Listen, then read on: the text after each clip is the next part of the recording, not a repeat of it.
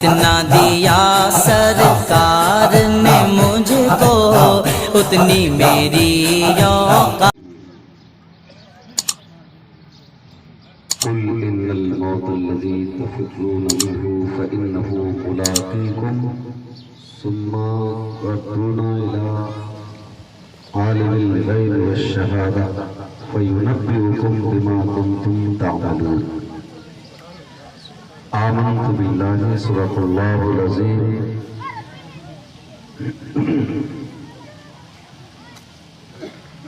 معزز سامعین، کچھ کہنے سے سننے سے پہلے آئیے ہم اور آپ انتہائی ادب و احترام کے ساتھ بارگاہ رسالت میں ہدیہ درود و سلام پیش کر لیں۔ اللہم صلی علی سیدنا مولانا محمد وآلہ وصحبہ بارک وسلم، صلاۃ و سلام علیک یا رسول اللہ۔ آپ حضرات کافی دیر سے بیٹھے ہوئے ہیں، تھوڑی دیر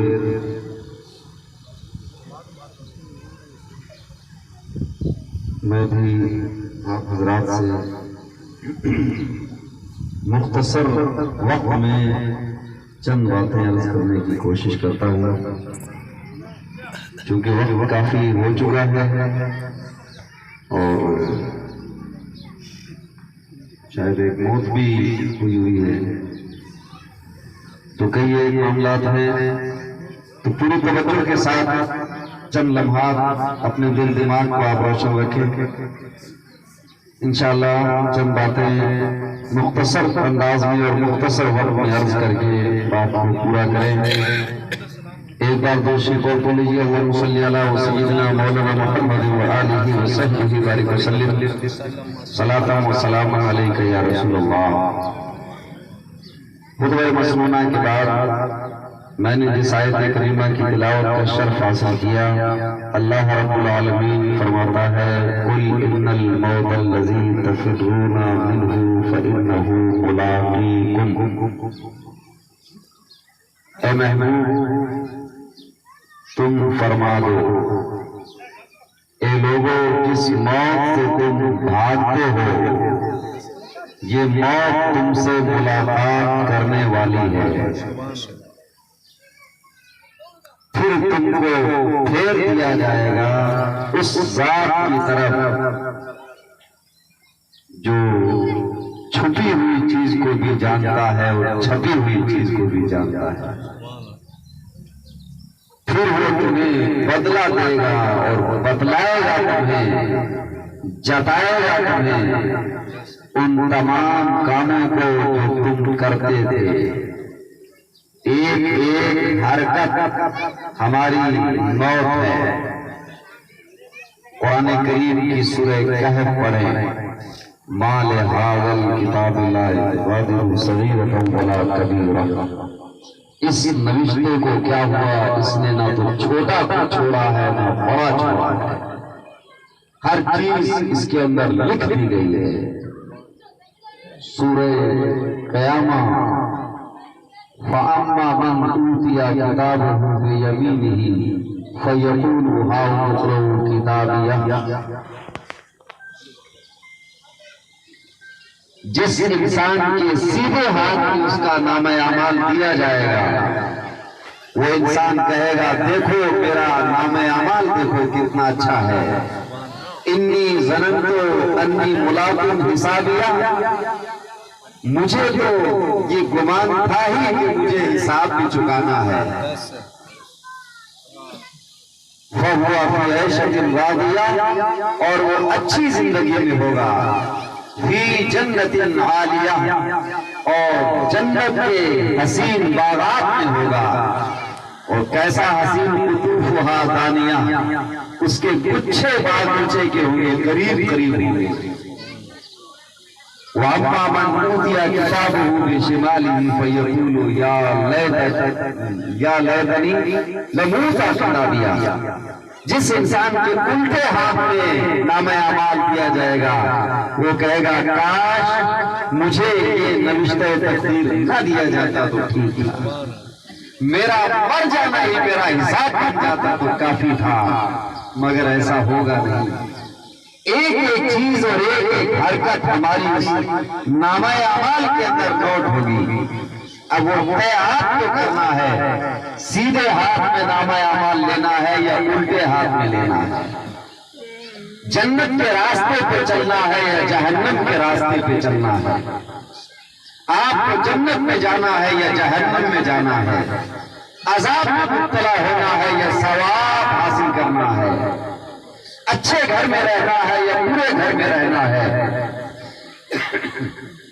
इस जिस्म को जहन्नम की तपिश से बचाना है या जन्नत की नेमतों से फैज़याब करना है। आपको देखना है कि हमें जन्नत की बहारों और नेमतों से फैज़याब होना है या जहन्नम के दबते हुए अंगारों की नजर होना है। ये कसब के ऊपर है, कसब की ताकत अल्लाह ने इंसान को दी है और इसी बुनियाद पे इस इंसान से हिसाब होना है। हिसाब का बड़ा लंबा चौड़ा है मामला। हमारे स्टेजों पे अक्सर कुछ अशार ऐसे पढ़े जाते हैं, कौम को जहन दिया जाता है कि बस तुम्हारे मरने की देर है, इधर से तुम्हारी आंख बंद हुई, जन्नत तुम्हारा इंतजार कर रही है, इधर तुम्हारी आंख बंद हुई, 70 पूरे तुम्हारा इंतजार कर रही है। ये सपना हमारी कौम को दिखाया जा रहा है, बड़ा खूबसूरत बना। मगर जानते हो जिन लोगों के लिए जन्नती होना पक्का था, वेरिफिकेशन रसूल पाक की तरफ से है कि ये जन्नती हैं। आप उलमा से पूछें, हुजूर की मजलिस में पैगंबर बैठे हुए हैं, वो पैगंबर जो हाथ उठा दे तो अल्लाह रब्बुल इज्जत उनके मुंह से बोले हुए कलाम को पूरा कर देता है। वो भी जो बोल दे तो अल्लाह उस बोल को शरीयत बना देता है, जो अमल कर दे अल्लाह उसको शरीयत बना देता है। उस पैगंबर की बारगाह में सहाबा बैठे हैं। कौन से सहाबा? रसूल रहमत फरमाते हैं कि मेरा एक सहाबी अगर किसी धरती पे हो, दफन हो जाए किसी जमीन पे, तो क़यामत के दिन अल्लाह रब्बुल इज्जत उस पूरे इलाके के लोगों की बख्शिश के लिए उस सहाबी की तदफीन काफी कर देगा। उस सहाबा का हाल जिसके बारे में पैगंबर ने फरमाया, अस्हाबी का नजूम फबिअय्यि इक्तदैतुम फहतदैतुम, मेरे तमाम सहाबा आसमान के सितारों की तरह हैं, जिनकी भी तुम इक्तदा करोगे तुम्हें हिदायत का रास्ता मिल जाएगा। हुजूर ने फरमाया मेरे सहाबा को बुरा भला मत कहो, इसलिए सहाबी अगर मुट्ठी भर जो अल्लाह की राह में खर्च कर दे, तो गैर सहाबी अगर बहुत पहाड़ पर सोना भी अगर खर्च कर दे तो उसके 10वें हिस्से को नहीं पहुंचता। हुजूर ने फरमाया रोज़े अज़ल अल्लाह ताला ने रूहों की दुनिया को मुलाहजा फरमाया और तमाम इंसानियत को देखा, मेरे सहाबा से बेहतर दिल अल्लाह ने किसी का नहीं पाया। वो सहाबा जिन्होंने कुरान रसूल से पढ़ा, जिन्होंने नमाज रसूल से सीखी, जिन्होंने हुजूर से कुरान पढ़ा, कलमा पढ़ा, दीन सीखा, जिनके सामने कुरान नाज़िल हो रहा है, इतनी बेहतरीन जमात। जब वो लोग रसूल पाक की बारगाह में आए, अलग अलग मजलिस के अंदाज हैं, अलग अलग प्यारा मंजर है। हुजूर ने फरमाया अबू बकर जन्नती, उमर जन्नती, उस्मान जन्नती, अली जन्नती, तलहा जन्नती, साद जन्नती, सईद जन्नती, अब्दुर्रहमान इब्ने औफ जन्नती और अबू उबैदा इब्ने जर्राह जन्नती। एक बैठक में सुनन इब्ने माजा देखे, हदीस की सियासत की किताब है, हुजूर ने एक बैठक में 10 सहाबा को जन्नती होने की गारंटी दी। एक सहाबी है, उसका भी अजीब स्पेशल मंजर, मस्जिद नबवी सहाबा से भरी हुई है। हुजूर ने सहाबा के झुरमुट में फरमाया, मुस्नद अहमद और इमाम तबरानी ने मौजम में नकल किया, सहाबा से हुजूर ने फरमाया कि जो इंसान मस्जिद के दरवाजे से अब दाखिल होगा वो जन्नती। सहाबा चौंक गए, बोले देखें तो सही कौन इंसान आता है हुजूर ने जिसके जन्नती होने की गारंटी दी है। اب اس کے بعد میں وہ صحابی آئے کون؟ سعد بن ابی وقاص، بڑے خوش نصیب ہیں۔ اب دوسرا دن آیا، وہی صحابہ، وہی مسجد، وہی پیغمبر۔ حضور نے فرمایا جو سب سے پہلے اب مسجد کے دروازے سے آئے گا وہ جنتی ہے۔ تو دوسرے دن صحابہ پھر انتظار کر رہے ہیں، آج کس کی قسمت کھلتی ہے، آج کس کے لیے سرٹیفکیٹ ملتا ہے جنتی ہونے کا۔ جب دیکھا وہی سعد بن ابی وقاص، تیسرا دن آیا، وہی مسجد، وہی منظر، وہی وقت۔ حضور نے فرمایا کہ آج جو سب سے پہلے اس دروازے سے آئے گا وہ جنتی ہوگا۔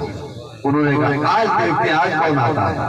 تیسرے دن دیکھا تو وہی حضرت سعد بن ابی وقاص، ایک صحابی ہے جن کے لیے حضور نے 3 دن لگاتار جنتی ہونے کی بشارت پائی ہے۔ ان کا حال کیا ہے ان صحابہ کا؟ روتے تھے، جن کے جنتی ہونے کی گارنٹی رسول نے دے دی، وہ لوگ روتے تھے اور حضور ان سے کہتے تھے کہ اللہ سے دعا مانگو اور جنت الفردوس مانگا کرو۔ ان صحابہ سے حضور نے فرمایا کہ خدا سے جنت الفردوس مانگا کرو، جو بخشے بخشائے ہیں، جن کی وجہ سے دوسرے بخشے جائیں گے۔ حدیث پاک میں حضور نے فرمایا کہ جس نے مجھے ایمان کی حالت میں دیکھا، ایمان پہ خاتمہ ہو گیا، اس کو جہنم کی آگ ٹچ نہیں کر سکتی۔ اور آگے فرمایا جس نے میرے صحابہ کو زیارت کر لی اور ایمان سے چلا گیا، حضور نے ایمان کے ساتھ دنیا سے گیا، حضور نے فرمایا کہ اس کو بھی جہنم کی آگ ٹچ نہیں کی۔ عالم یہ ہے، حضور کے جانشین ہیں حضرت ابو بکر اور عمر، روتے ہیں تو رونے کا حال یہ ہے۔ طبقات ابن سعد میں ہے، تاریخ الخلفاء میں امام جلال الدین سیوطی نے لکھا کہ جب حضرت عمر کو دیکھا لوگوں نے، روتے اتنے تھے کہ دونوں گالوں کے اوپر کالے نشان رونے کی وجہ سے پڑ گئے تھے، اتنے روتے تھے خدا کی بارگاہ میں، روتے روتے ان کی گال کے اندر کالے نشان پڑ گئے تھے۔ خدا کا خوف ہونا تھا، کون ہے؟ جن کی بخشش کی گارنٹی ہے، جن کے جنتی ہونا، جن کا جنتی ہونا فائنل ہے۔ حضرت ابو بکر ایک درخت کے قریب بیٹھے ہوئے ہیں، ایک چڑیا ہے، کبھی اوپر ڈالی پہ جاتی ہے، کبھی نیچے اترتی ہے۔ حضرت ابو بکر نے کہا کتنی اچھی ہے تو اے چڑیا کہ تم ان درخت کی لہلہاتی ہوئی شاخوں سے لطف اندوز بھی ہو رہی ہے اور ان کی ہری بھری پتیوں سے فائدہ بھی حاصل کر رہی ہے، لیکن تجھے کوئی حساب نہیں ہونا ہے، تیرا معاملہ کچھ نہیں ہے، نہ جہنم میں جائے گی، نہ کوئی دکھ، نہ کوئی تکلیف، معاملہ تو ہمارا ہے۔ یہ کون کہہ رہا ہے؟ جس کے بارے میں رسول پاک صلی اللہ علیہ وسلم نے فرمایا کہ میرے رب نے پیغام بھیجا ہے کہ ابو بکر سے کہو کہ اللہ پوچھتا ہے کہ ابو بکر مجھ سے راضی ہے۔ یہ وہ ہے جن کے بارے میں اللہ پیغام بھیجتا ہے، تاریخ الخلفاء میں موجود ہے کہ رب نے پیغام بھیجا ہے کہ ابو بکر کو میرا سلام بھیجو اور پوچھو ابو بکر مجھ سے راضی ہے۔ بتاؤ اللہ سے کوئی ناراض ہو کے کچھ کر لے گا؟ آنکھوں سے آنسو برسنے لگے، کہا کہ یا رسول اللہ میں اللہ سے ناراض ہوں، میرے رب نے پیغام بھیجا ہے۔ خوشی سے آنکھوں میں آنسو چلنے لگے۔ حضور کا آخری وقت تھا، حضور نے فرمایا میں نے سب کا حق اور بدلہ دے دیا ہے، لیکن ابو بکر کا بدلہ باقی ہے۔ یہ وہ ہستیاں ہیں، رسول پاک صلی اللہ علیہ وسلم نے ایک دن بیٹھے ہوئے ہیں اپنے گھر کے آنگن میں، چاندنی رات ہے، ستارے جگمگا رہے ہیں، چاند چمک رہا ہے، حضرت عائشہ کا سر حضور کے زانوں پہ ہے، مشکات المصابیح میں روایت موجود ہے۔ حضرت عائشہ نے پوچھا یا رسول اللہ کوئی ایسا امتی ہے جس کی اتنی نیکیاں جتنے آسمان میں تارے ہیں؟ حضور نے فرمایا ہاں میرا امتی ایک ایسا ہے جس کی اتنی نیکیاں جتنے آسمان میں تارے ہیں۔ ایک مولوی نے کتاب میں لکھا کہ حضور کے بارے میں کوئی یہ کہے کہ درخت میں کتنے پتے ہیں تو وہ مشرک ہو گیا۔ ارے یہ زمین کا میٹر ہے، آسمان کا معاملہ ہے، چاند ستاروں کی خبر رکھنے والا رسول وہی بتا سکتا ہے نیکیاں تاروں کے بارے میں، جو تاروں کی کاؤنٹنگ جانتا ہو، سنکھیا جانتا ہو، تعداد جانتا ہو۔ حضور نے فرمایا ہاں میں جانتا ہوں ایسا امتی جس کی نیکیاں اتنی جس نے آسمان کے تارے۔ پتہ کیا چلا کہ حضور کو یہ معلوم تھا کہ آسمان میں ستارے کتنے ہیں، اور یہ بھی معلوم ہے کہ کس کی نیکیاں کتنی ہے، حضور کے دل کے حالات بھی جانتے ہیں۔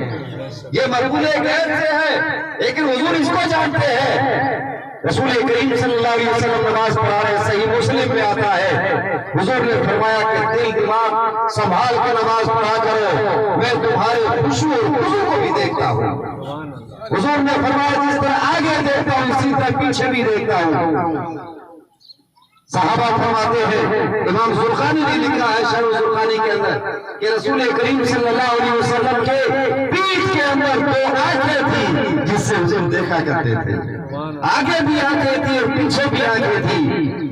آگے بڑھ کر جبریل آگے کی خبر دی کہ حضور کے سینے کو جب چاک کیا تو اس سے دل نکالا گیا، فرمایا فیہ قلب وکیل، سنن دارمی کے اندر روایت موجود ہے، فیہ قلب وکیل، اس میں مضبوط دل تھا، فیہ حسنان سمیعتان، اور جس دل کے اندر 2 کان تھے جو دور تک دیکھتے تھے، وعینان بصیرتان، اور اس دل کے اندر 2 آنکھیں تھی جو دور تک دیکھتی تھی، 2 کان تھے جو دور تک سنتے تھے۔ اسی لیے بریلی والوں نے کہا دور نزدیک کے سننے والے وہ کانے لالے کرامت پہ لاکھوں سلام۔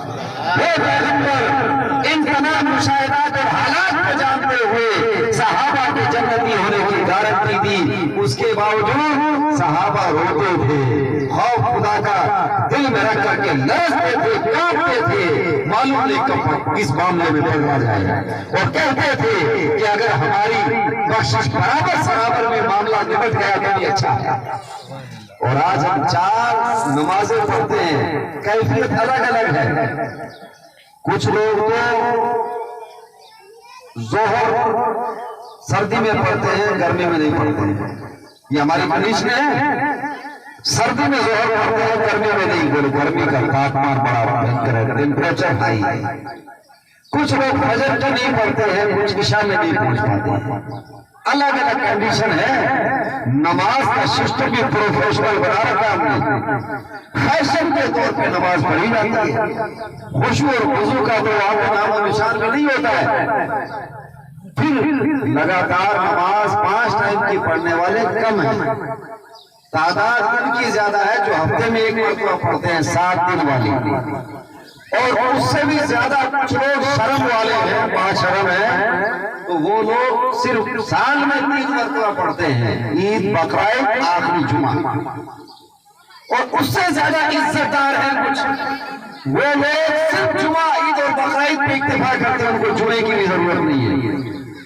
اور کچھ اتنے ایماندار دیکھے گئے جنہوں نے عید بقرعید بھی نہیں پڑھی اور بیٹھک میں کھانے سجا کے دوستوں کو دعوتیں دے رہے ہیں، بولے آؤ تمہاری دعوتیں ہیں، کھانا کھاؤ ہمارے یہاں، لنگر چلا رکھا عید کے دن، ہماری عید ہے۔ عید اس کی ہوتی ہے نا جو انسان ایمان بھی رکھتا ہو اور عمل بھی اس کے پلے ہو۔ جب پوچھا تھا ایک بزرگ تھے کوٹ میٹھن میں، بڑا فیض، کوٹ میٹھن میں ایک بزرگ تھے، وہ پوچھا کرتے تھے عید کدا، جب بھی کوئی آتا بولتے عید کدا۔ غلام فرید ایک مذہب قسم کے بزرگ تھے، بولے عید کدا، جو بھی آتا پوچھتے عید کدا، الگ الگ جواب دیتے، کوئی کہتا ہے جب رمضان ختم ہو گیا تب، کوئی کہتا ہے آج عید، الگ الگ حساب سے جو بھی آتا اس سے پوچھتے عید کدا۔ غلام فرید کا گزر ہوا، اب ولی راہ ولی بھی شناسا، اب ولی ولی کو پہچانتا ہے، ایک دوسرے کی نظر پڑی اور ان سے بھی پوچھ لیا وہ عید کدا، بولے کہ یار ملے جدا،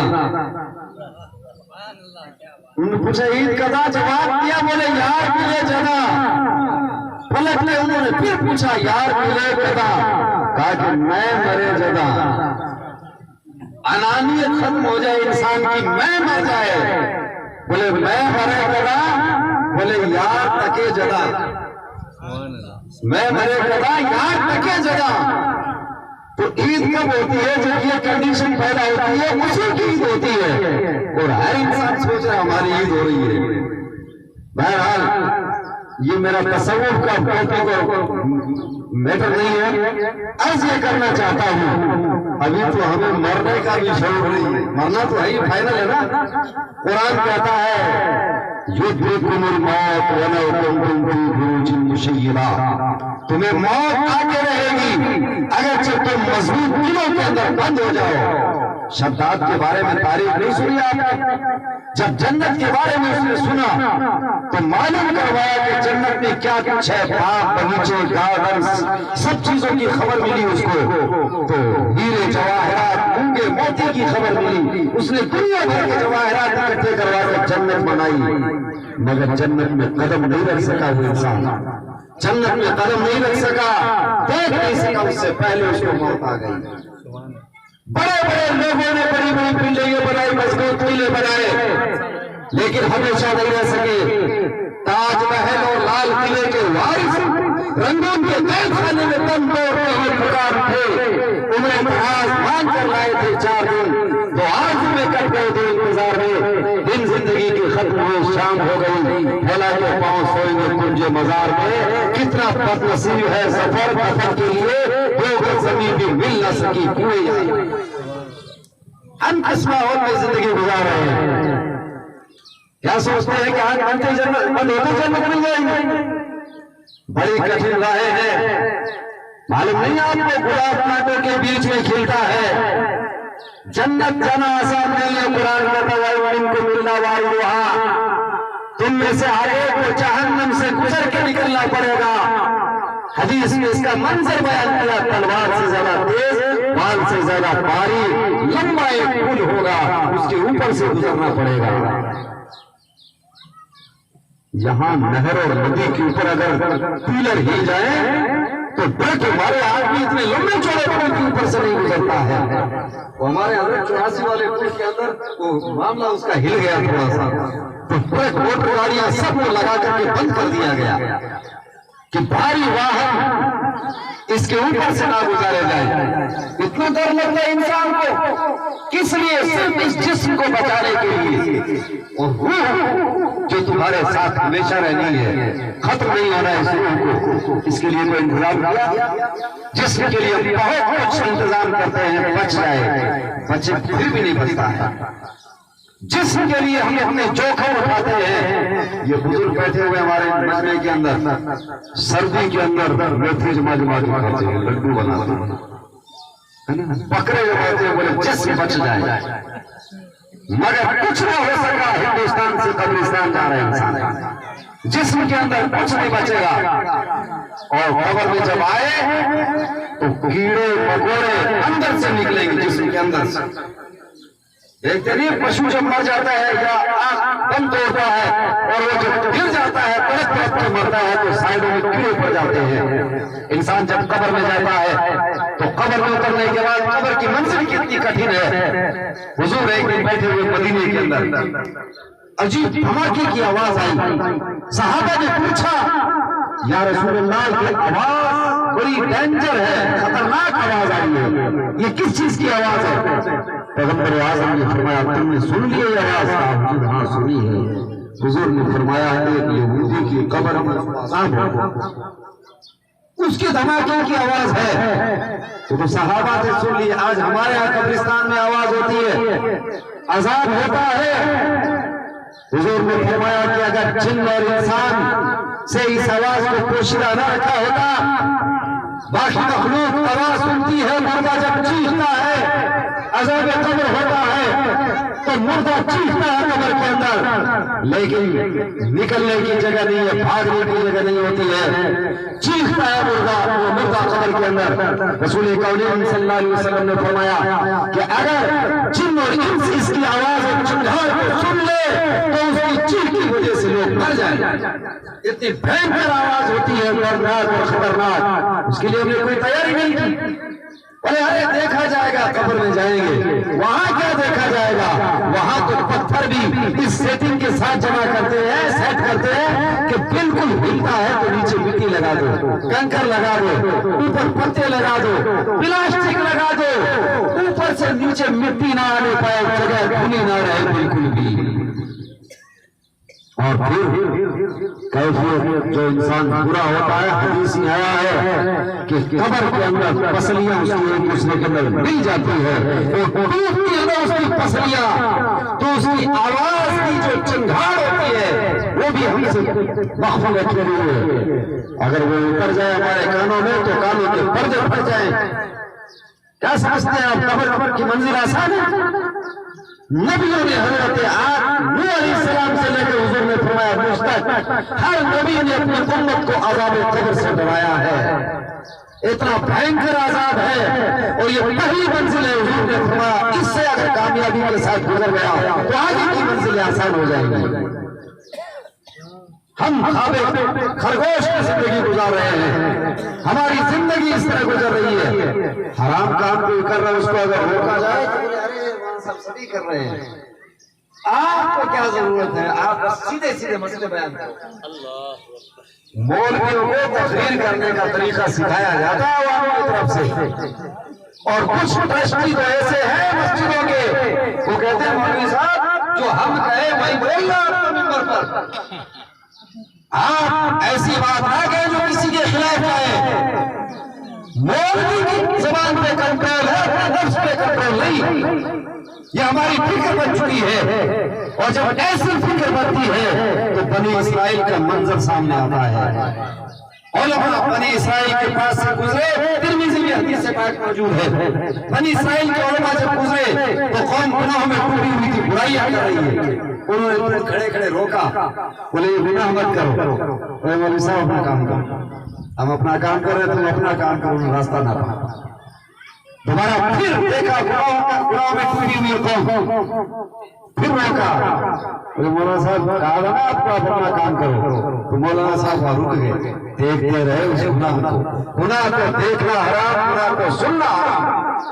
اسی لیے کہا گیا ہے کہ جو انسان گاجے باجے سنتا ہے، گانے سنتا ہے، قیامت کے دن اس کے کانوں کے اندر بانگا اور سیسا پلا کے ڈالا جائے گا۔ سننا حرام، دیکھنا حرام۔ حضور نے فرمایا کہ جس انسان نے کھیل کی بات کو سنا، آج بڑے ادھر ادھر ملکوں کے جب میچ ہوتے ہیں تو بڑی شوقینی کے ساتھ میں میچ سنے جاتے ہیں، وہ لیکن کمنٹ نہیں سنی ہے مولانا صاحب۔ گناہ حرام ہے، علامہ شامی نے لکھا ہے کہ کھیل کی آواز کو سننا بھی حرام ہے۔ حضور نے فرمایا حدیث پاک ابو ہریرہ سے روایت ہے کہ جو انسان اپنے کانوں کو گانوں کی آواز سے بھرتے ہیں وہ قیامت کے دن روحانیین کی آواز نہیں سن سکیں گے۔ پوچھا گیا کہ روحانیین یا رسول اللہ، حضور یہ روحانیین کیا ہے؟ حضور نے فرمایا جنت کے قاری ہیں، اور جو انسان گانے سنتا ہے دنیا کے اندر وہ قیامت کے دن جنت کے قاریوں کی آواز نہیں سن سکے گا۔ یہ محروم نہیں ہوگی۔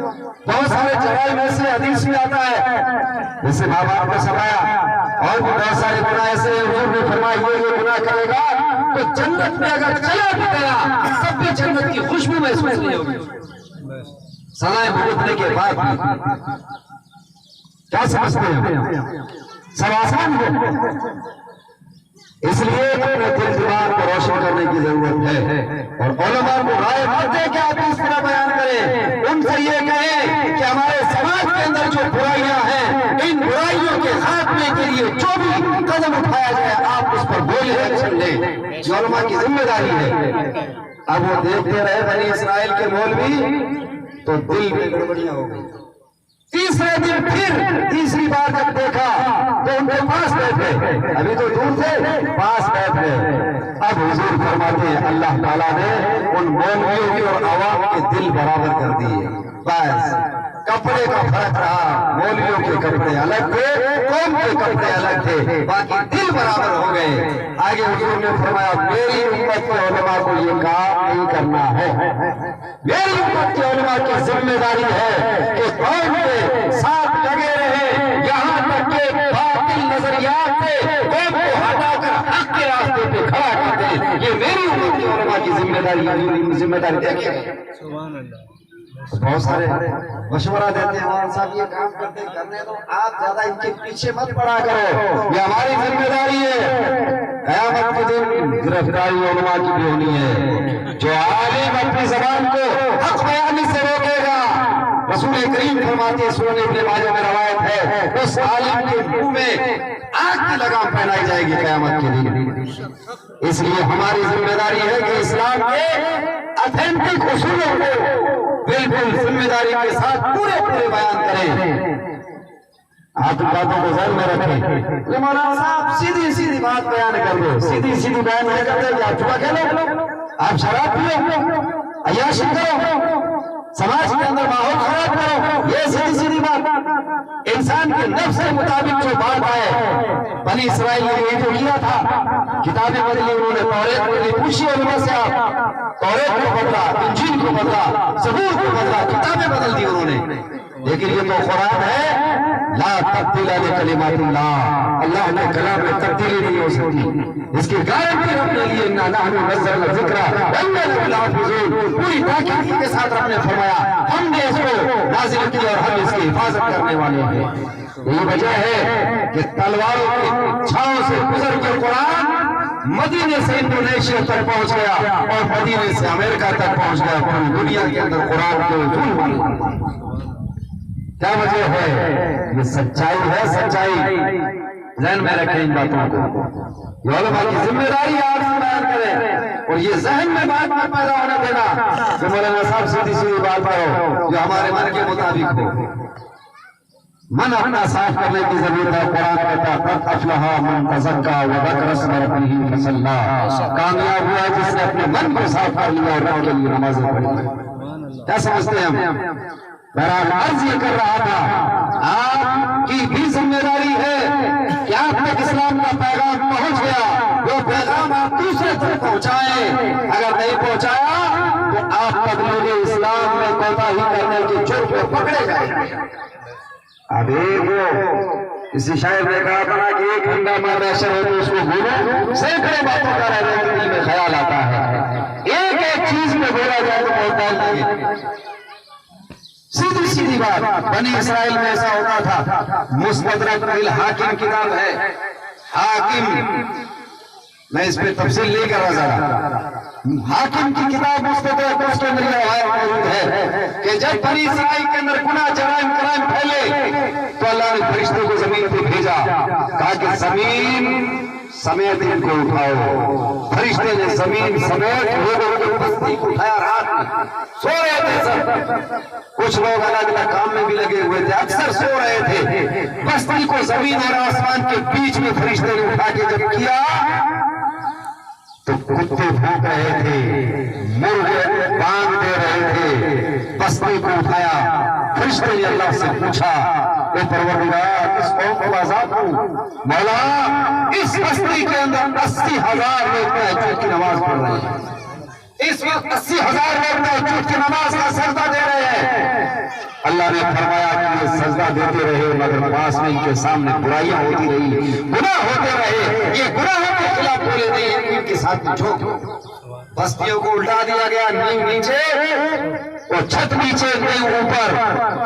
تاریخ کے جھڑوکے سے یہ باتیں مترشح ہوتی ہے کہ دنیا کی بستیوں کو جب کھودا گیا، یہ پاس میں آپ دیکھ لو موہنجودڑو ہڑپا کی تاریخ ہے، جو پڑوسی ملک میں چلا گیا ایریا، بھرانی کالی بنگلہ ہمارے پاس ہے، زمین کھودی گئی ہے، اس سے پرانی چیزیں نکلی ہیں اور ایسے شواہد ہیں کہ لیب ٹیسٹ آج کل ہے، لیب ٹیسٹ کے حساب سے جب چیک کیا گیا تو ان بستی اجڑی ہوئی بستیوں کے اندر جو پرانے آثار نکلے تقریباً 3300 سال پہلے کے ہیں، وہ 4,500 سال پہلے کے ہیں۔ یہ قوم لوط کی تباہ اور بربادی کی بستیاں تھیں، اس کے علاوہ دوسری قوموں کی بستیاں تھیں جن کو زمین کے اندر پھنسا دیا گیا اور اللہ کا عذاب ان کے اوپر مسلط ہوا۔ کیا آپ ادھر آیا ہے ادھر نہیں آئے گا؟ حضور نے فرمایا کہ میری امت پہ ایک ایسا وقت آئے گا، قیامت کی نشانیوں کو بیان کرتے ہوئے پیغمبر نے فرمایا کہ میری امت گانے باجے کے اندر مست ہو جائے گی، یہاں تک کہ گانے باجے کے آلات ان کے سر پہ چڑھ جائیں گے، انسان کے سر پہ گانا چلے گا. یہ 14 صدیوں پہلے حضور نے فرمایا تھا. اور آج ایئرفون، ہینڈ فون، یہ سب کے سب سر پہ لگ رہے. حضور نے فرمایا کہ میری امت میں سر کے اوپر گانے چلیں گے. اس زمانے میں سر پہ نہیں چلتے تھے. لوگوں نے کہا سر پہ کیسے چلیں گے؟ ایسے چلیں گے، ایئر فون لگایا ہوا ہے سر کے اوپر، گانے سر پہ چل رہے ہیں. حضور نے فرمایا پوری رات ایک وقت ایسا آئے گا کہ گانے باجے میں امت مست ہو جائے گی اور سوئے گی. صبح اٹھے گی تو ان کی شکلیں خنزیر اور بندر جیسی ہو جائیں گی، بدل جائیں گی. یہ بھی ہونا ہے. کیا خیال ہے ہمارا؟ اسی گناہوں میں ڈوبے رہے؟ کیا اللہ کی بارگاہ میں پیش نہیں ہوگی؟ یہ ساری کی ساری حرکتیں ہماری نوٹ ہوگی. شروع میں نے آپ سے کہا تھا کہ اللہ رب العزت تمہاری ایک ایک حرکت کو نوٹ کر رہا ہے. ایک ایک حرکت کے جواب پہ ہو اور ایک ایک چیز سوچ رہے کھا لیا پیجیے وہ ہمارا ہے. یہ کھانے پینے کا بھی رب کی بارگاہ میں حساب دینا پڑے گا. وَلَتُسْأَلُنَّ يَوْمَئِذٍ عَنِ النَّعِيمِ. ضرور ضرور ہم تم سے تمہاری نعمتوں کے بارے میں پوچھیں گے. انسان سانس لے رہا ہے یہ بھی نعمت ہے. ارے سر کے بال سے لے کر پیر کے تلوے کی کھال تک پورے جسم کا ایک ایک حصہ ہمارا رب کی امانت ہے. اور رب تعالیٰ کی اتنی بڑی نعمتیں دی. اگر ایک آنکھ کسی کی ختم ہو جائے تو اس آنکھ کا کیا بنے گا؟ اس کا بدل بن جائے گا. اگر آپ ایک مرتبہ زمین پہ دے دو گے تو وہ آنکھ نہیں بن پائے گی. وہ ہمارے نائب تحصیلدار تھا راوت سر کے اندر، ریڈمل سر کے، ان کی ایک آنکھ ختم ہو گئی تھی. پتھر کی آنکھ لگائی ہوئی تھی. وہ رات میں آنکھ نکال کے لوٹے میں رکھ کے سوتے تھے پانی کے اندر ڈال کے، اور صبح اٹھنے کے بعد آنکھ میں رکھ لیتے تھے تاکہ دونوں آنکھیں برابر لگے. اب عمر کے حساب سے آنکھ بھی بڑھ گئی تو پتھر والی چھوٹی ہو گئی، تو اس کے برابر تو نہیں ہو پائی. دیکھنے میں لگ جاتی ہے. ان چیز ایک ایک چیز تمہارے جسم کے اندر ہے. ان چیزوں کا بدلہ اور حساب کیا ہوگا؟ کیا رب کی بارگاہ میں چھپانا نہیں؟ حضور کی بارگاہ میں ایک وہ جبریل علیہ السلام آئے، اور یہ بھی مستدرک حاکم میں روایت موجود ہے اور صحیح سند کے ساتھ ہے. ذوق والا بندہ نہیں ہے. لوگ بولتے نہیں صحیح تو وہ بھی نہیں ہے. امام حاکم نے کہا کہ ھذا حدیث صحیح الاسناد، یہ روایت صحیح سند کے ساتھ ہے. جبریل علیہ السلام آئے. آنے کے بعد میں کہا یا رسول اللہ ہم ایسی جگہ سے آئے ہیں جہاں پر ایک بندہ اللہ کی عبادت میں لگا ہوا تھا. ذرا غور کریں، اپنے جسم کا محاسبہ لگے کریں. اور زیادہ چونکہ لمبا ٹائم نہیں ہے، بس میں مختصر بات میں اپنی بات کو ختم کر رہا ہوں، منزل اختتام کی طرف لا رہا ہوں بات کو، کیونکہ فاتحہ خانی کا ٹائم قریب ہو گیا. تو جبریل علیہ السلام نے کہا حضور ہم ایسی جگہ سے کے پاس سے آتے ہیں اور وہیں سے جاتے ہیں جہاں پہ ایک بندہ ہے جو اللہ کی عبادت کر رہا ہے، اور ایک پہاڑ ہے. سننے کی چیز ہے، پہاڑ ہے 90 فٹ چوڑا اور 90 فٹ لمبا، 90 بائی 90 کا پہاڑ ہے. اور اس پہاڑ کے چاروں طرف 24,960 کلومیٹر تک پانی پانی ہے. 24,960 کلومیٹر تک پانی پانی ہے چاروں طرف. ایک پہاڑ ہے بیچ میں، اس میں ایک اللہ کا بندہ رہتا ہے، اللہ کی عبادت کرتا ہے. اس کو نہ کھانے کی ضرورت نہ پینے کی ضرورت، کچھ ضرورت نہیں ہے. جب وہ کھاتا ہے الگ سے نہیں، پہاڑ سے نیچے اترتا سمندر کے اندر، کھارے پانی سے میٹھے پانی کا چشمہ انگلی کے برابر ظاہر ہوتا ہے، وہ پی لیتے ہیں. اور وہیں سے ایک اناج ظاہر ہوتا ہے، وہ کھا لیتا ہے. اب اس کو اور کسی چیز کی ضرورت نہیں. اس کی عمر ہوگی حضور 550 سال کی. کتنی عمر؟ 550 سال کی عمر. بیمار نہیں ہوا کبھی. تندرستی، ہیلتھ از ویلتھ بولتے ہیں نا، تندرستی 1000 نعمت ہے. تو تندرستی ہے اس کی. اور اس کا آخری ٹائم آیا، اس نے کہا یا اللہ جب میری روح نکلے تو مولا ایسے عالم میں نکلے کہ میں تیرے سجدے میں. تمنا کیا کہ اس نے روح نکلے تو سجدے میں ہو گئے، اور سجدے میں روح نکلے، اور قیامت کو دن جب اٹھوں میں تو سجدے سے اٹھوں. کتنی اچھی تمنا ہے. حضور ہم جب آتے ہیں تب بھی اس کے پاس سے آتے ہیں، اور جب آسمانوں کی طرف جاتے ہیں تب بھی اس کے پاس سے جاتے ہیں. یہ جبریل علیہ السلام کہہ رہے ہیں. اور اس کے بعد قیامت کا جب دن ہوگا، حضور آگے کا واقعہ جبریل نے سنایا کہ حضور جب قیامت کا دن ہوگا، حشر کا میدان ہوگا، حساب و کتاب ہوگا، تب اللہ تبارک و تعالیٰ فرمائے گا اس بندے کے بارے میں کہ اس بندے کو میری رحمت کے صدقے سے جنت میں لے جاؤ. تو وہ اللہ سے عرض کرے گا، اے پروردگار تیری رحمت کے صدقے سے جنت میں جا رہا ہوں، تو میں نے 550 سال تیری عبادت کی ہے، اس عبادت کا کیا بنے گا؟ اللہ کہے گا اس کو لے کے آؤ واپس، اور اس کی 550 سال کی عبادت کو مجسم کر دیا جائے گا. فلسفے میں مقولہ کیف ہے، مقولہ کم ہے، یہ مقولہ کیف سے مقولہ کم میں تبدیل کر دیا جائے گا اس کو، اور مجسم کر دیا جائے گا، توڑا جائے گا. ایک پلے میں 550 سال کی عبادت، اور ایک پلے میں اس کی ایک آنکھ نکال کے رکھی جائے گی، لیکن آنکھ کا وزن اس کی 550 سال کی عبادت سے بھاری ہو جائے گا. تب اللہ کہے گا کہ تیری 550 سال کی عبادت ایک آنکھ کا بدلہ نہیں بن سکی ہے، کمی رہ گئی، اس کو جہنم میں ڈالو. اس انسان کے بارے میں اللہ فرمائے گا جہنم میں ڈالو، وہ کانپنے لگے گا، رونے لگے گا. وہ کہے گا اے پروردگار تیری رحمت کے صدقے سے صحیح، لیکن جنت میں تو داخل کر دو. تب اللہ کہے گا جا تو نے کس یہ بتا، مجھے یہ بتا پہلے کہ تجھے 550 سال کی عمر کس نے دی؟ وہ کہے گا کہ یا اللہ تو نے دی. 550 سال تک کھارے پانی کے اندر میٹھے پانی کا چشمہ تیرے لیے جاری کس نے کیا؟ کہ یا اللہ تو نے کیا. کہ اس میں 550 سال تک ایک فروٹ بہترین جنت کا انار کی شکل میں تجھے کس نے بھیجا؟ یا اللہ تو نے. اور انار کے بارے میں سن لینا، ہر انار کے اندر ایک جنتی دانہ ہوتا ہے، ہر انار میں ایک جنتی دانہ ہوتا ہے. اس لیے کہا گیا کہ ایک انار کو ایک پورا آدمی کھائے، پورے انار، تاکہ وہ جنتی دانہ اس کے حصے میں آ جائے. لیکن انار مہنگا کرے کیا، ایک انار 100 بیمار والی کہاوت ہو جاتی ہے کبھی کبھی. تو یا تو دانے کے لالے پڑ رہے ہیں تو انار کہاں سے آئے؟ بہرحال کہا 550 سال تک انار جیسی نعمت کس نے بھیجی؟ یا اللہ تو نے بھیجی.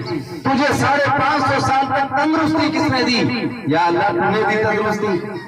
آج دیکھتے ہیں ہمارے سماج میں کتنے لوگ بیمار ہیں، PBM کے چکر لیتے ہیں، ہر گھر میں ایک بیمار ضرور ہوتا ہے. اگر ایک گھر بچ گیا تو دوسرے گھر میں ضرور بیمار ملے گا. تو ہمارے یہاں بیماریوں کا سلسلہ بیماریوں میں گھیر رکھا ہے، کیونکہ ہمارا کھانا پینا صحیح نہیں ہے، عبادت کا طریقہ صحیح نہیں ہے، ہمارا نظام صحیح نہیں ہے، سسٹم ہمیں گڑبڑ کر رکھا ہے. اللہ رب العزت نے اس بندے سے پوچھا کہ 550 سال تک عظیم تندرستی کس نے دی؟ کہا یا اللہ تو نے دی. تو اس کے بعد یہ عبادت کرنے کا ذوق کس نے دیا؟ وہ کہے گا کہ یا اللہ تو نے دیا. تو نے سجدے میں روح نکلنے کی تمنا کی، سجدے میں تیری روح نکلنے کا اسباب کس نے بنایا؟ یا اللہ تو نے بنایا. اللہ تعالیٰ کہے گا کتنا کچھ میں نے کیا، اور تو نے ایسے کیسے کہا کہ یا اللہ میری 550 سال کی عبادت کا کیا ہوا؟ وہ بندہ ہے جس کے بیوی بچے نہیں ہیں، جس کا پریوار نہیں ہے، جس کا خاندان نہیں ہے، جس کو کمانا نہیں ہے. اب آپ کہو گے کہ وہ 550 سال تک عبادت کرتا رہا، جس کے کچھ قبیلہ اور گھر نہیں تھا. ہم تو قبیلے کے ساتھ جڑے ہوئے ہیں، بیوی بچے ہیں، رشتہ دار ہیں، سارے حالات ہیں. تو یاد رکھیں آپ کے لیے بھی اللہ کے رسول نے آپشن دیا ہے. پیغمبر اعظم علیہ السلام فرماتے ہیں، صحیح بخاری میں روایت ہے، جو انسان حلال روزی کما کر اپنے بچوں کو کھلاتا ہے، حدیث میں لفظ ہے کہ اپنے بیوی کے منہ میں حلال لقمہ دیتا ہے تو بھی ثواب. صحیح بخاری میں آتا ہے کہ اگر حلال روزی کا لقمہ اگر کما کے اپنی بیوی کے منہ میں اپنے ہاتھ سے دیتا ہے تو بھی اللہ کو بہت پسند ہے اور ثواب. حلال روزی کماؤ گے تو ثواب ملے گا، لیکن حقوق کی بڑی پابندی ضروری ہے، ورنہ حقوق میں گرفتاری ہوگی. حضور نے ایک صحابہ کے بیچ میں پوچھا کہ سب سے بڑا مفلس کون ہے؟ کہا کہ حضور مفلس تو وہ ہے جس کے پاس درہم و دینار نہ ہو، جس کے پاس پیسے نہ ہو.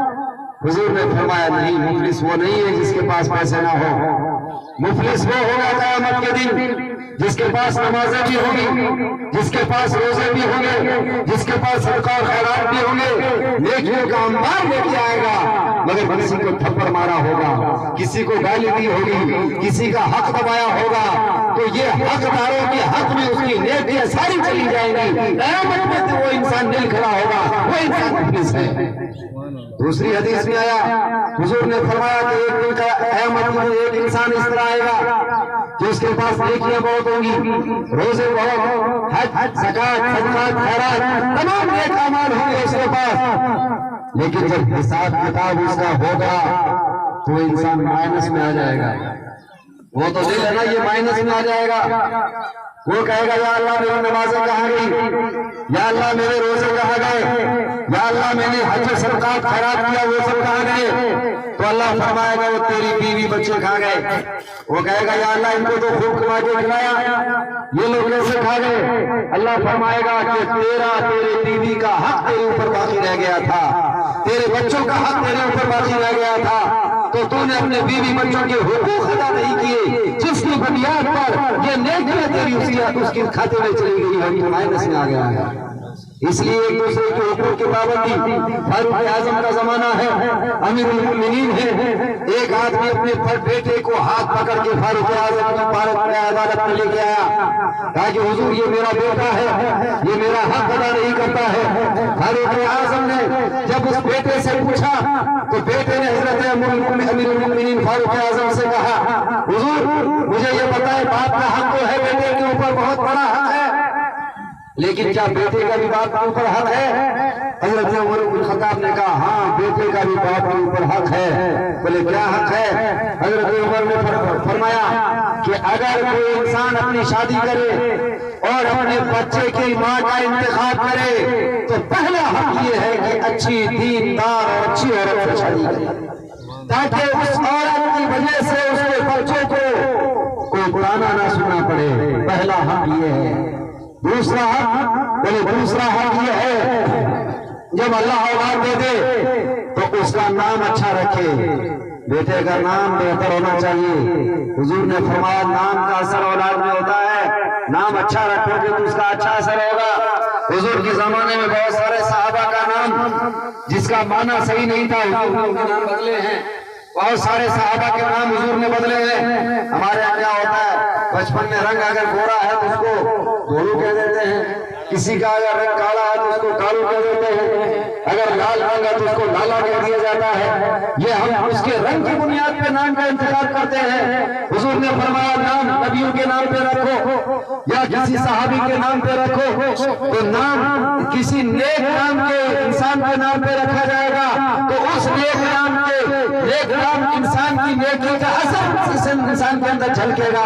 अब नाम लड़कियों के नाम रखते हैं, स्क्रीन पे पर्दे के ऊपर देखकर बेटों के नाम रखते हैं किसी लफंगों के नाम पर जो शोहरत याफ्ता हैं, दुनियावी एतबार से जो ढोल ताशों के ऊपर नाचने वाले हैं उनके नाम पे हम अपने लड़कों के नाम रखते हैं। जो आधे कपड़े पहन करके नाचने वाली लड़कियां हैं उनके नाम पर हम अपनी लड़कियों के नाम रखते हैं। फिर कहते हैं कि देखो ये लड़की हमारी प्रचलन हो गई है, हमने कैरेक्टर की बुनियाद पर उसका नाम ऐसा तजवीज किया है जिसकी बुनियाद पर उसके अंदर असर पैदा हुआ उमरानियों का और पर कभी कबूतरियों का, जिसकी बुनियाद पर तुम्हें यकीन देखने पड़े। अगर किसी फातिमा किरदार के हामिल औरत के नाम पर नाम रखा होता तो फातिमा किरदार औरत के अंदर आता और उसकी कौम में पैदा होने वाला सलाहुद्दीन अय्यूबी का वारिस पैदा होता, मोहम्मद बिन कासिम का वारिस पैदा होता, और जो किसी औरत की इज्जत को आबरू की हिफाजत और रक्षा करने वाला बनता, किसी औरत की इज्जत को आबरू लूटने वाला ना बनता। सुभान अल्लाह। ने पूछा कहा उन्होंने कहा कि दूसरा है मेरे नाम अच्छा रखे, कहा कि हुजूर मेरे बाप ने मेरा नाम ऐसा रखा है जिसका नाम होता है, जिसका माना होता है नाली का कीड़ा। कहा कि तीसरा हक ये है कि हर बात की जिम्मेदारी है अपने बेटे को कुरान पढ़ाए। कहा कि हुजूर इस आदमी ने ये 3 हकों में से एक हक अदा नहीं किया। शादी की तो मोहल्ले की आवाज और बदमाश औरत से की, नाम रखा तो ऐसा रखा जिसका माना गलत है, और मुझे अब तक इसने कुरान नहीं पढ़ाया है। یہ مدارس قائم ہو چکے ہیں پورے راجستھان کے اندر، مدرسے کی چین بنی ہوئی ہے۔ آپ اپنے بچوں کو پڑھانے کے لیے بھیجیں، جب دین کا علم ہوگا، دین پڑھائے، دنیا پڑھائے، ڈاکٹر بنائے، انجینئر بنائے، نو پرابلم، کوئی دقت نہیں ہے۔ حضور نے صحابہ کو عبرانی سکھائی ہے، صحابہ کو حضور نے دوسری زبانیں سکھائی ہے، ٹرانسلیشن کا شعبہ صحابہ کے درمیان موجود تھا۔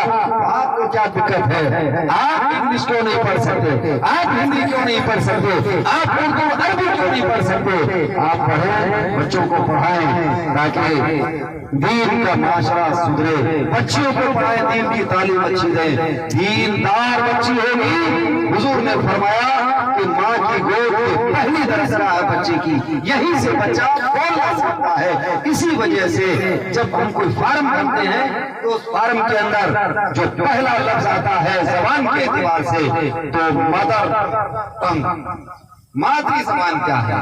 ماں کے ساتھ جوڑا ہوا ہوتا ہے مادری زبان، حالانکہ پیتری زبان یا فادری زبان نہیں ہے۔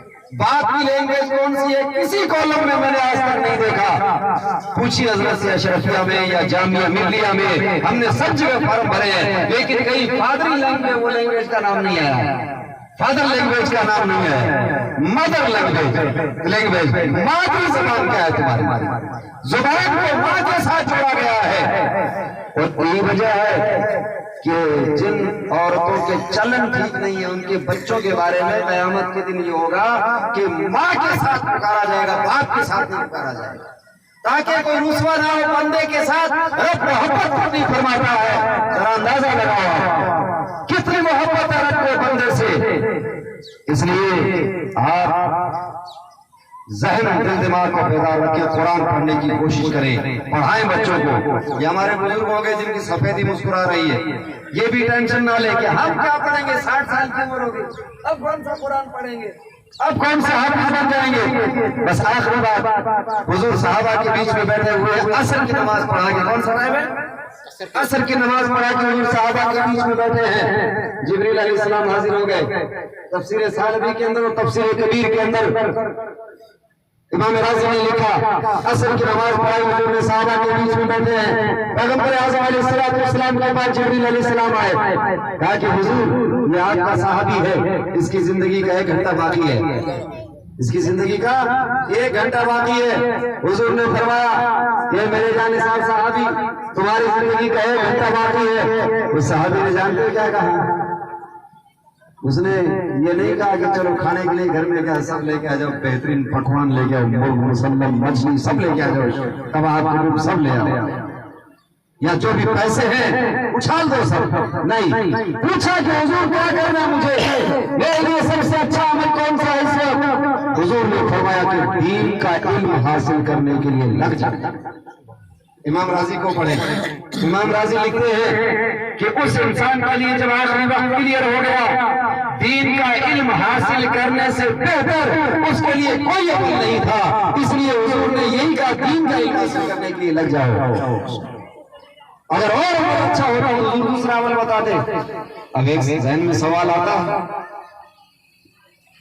کیا وہ 1 گھنٹے کے اندر پڑھ کر عالم بن جائے گا، مفتی بن جائے گا، حافظ بن جائے گا؟ وہ 1 گھنٹے کے اندر پڑھ کے کرے گا کیا؟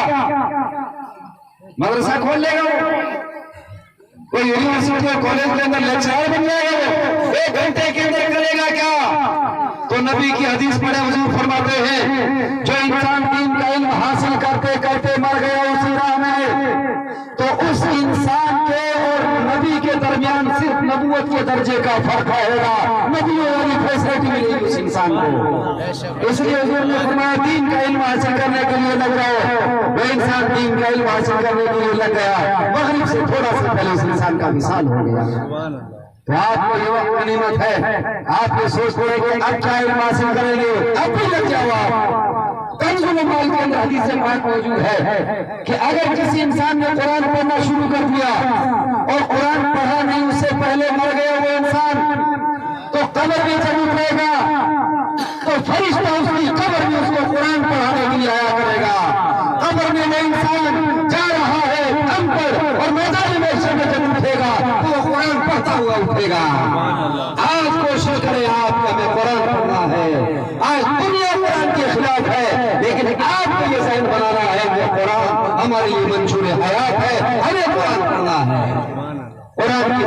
حاصل کرنی ہے۔ اس لیے مسلمانوں یہ رسالہ ثواب کی مجلس ہے، جس میں جو کچھ بیان ہوتے ہیں اپنے دل دماغ کو بیدار رکھ کر کے سننے کی کوشش کیا کرو، اور کچھ چیزیں اپنے پلے میں رکھا کرو۔ ایسا نہیں کہ یہ دو کان کھڑے ہمارے، ایک سے سنو اور دوسرے سے نکالنا، یہ نہیں، سنو تو دل کے اندر اتارنے کی کوشش کرو، اور غور کرو کہ قرآن ہم سے کیا کہتا ہے، دین ہم سے کیا کہتا ہے، اسلام ہم سے کیا کہتا ہے۔ رسالہ ثواب کی مجلس یقیناً یہ حدیث سے ثابت ہے۔ حضور نے فرمایا کہ قبر کے اندر جب انسان ہوتا ہے تو پانی کے اندر ڈوبے ہوئے انسان کی طرح ہوتا ہے۔